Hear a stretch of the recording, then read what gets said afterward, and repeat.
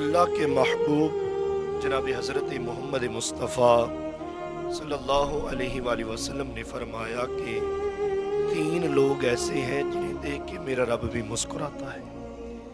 अल्लाह अकबर। वो 3 लोग कौन हैं?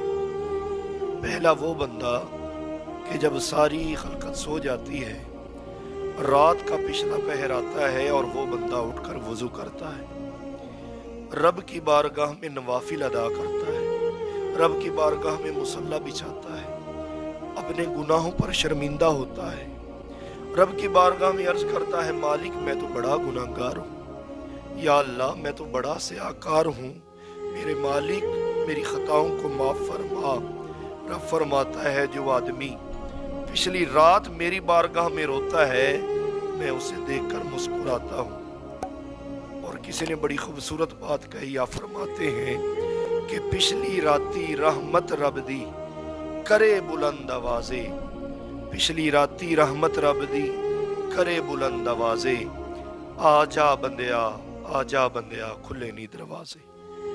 अल्लाह। दूसरा बंदा कौन है? जब मोमन मुसलमान नमाज के लिए सफ़े बनाते हैं और उनका इरादा ये होता है कि हम रब की बारगाह में क़याम करेंगे, रब की बारगाह में रुकू करेंगे, रब की बारगाह में सजदा करेंगे और ये तस्बीह पढ़ेंगे, सुबहान रब्बियल आला, सुबहान रब्बियल आला, रब उन्हें भी देख के मुस्कुराता है। और तीसरा बंदा कौन है?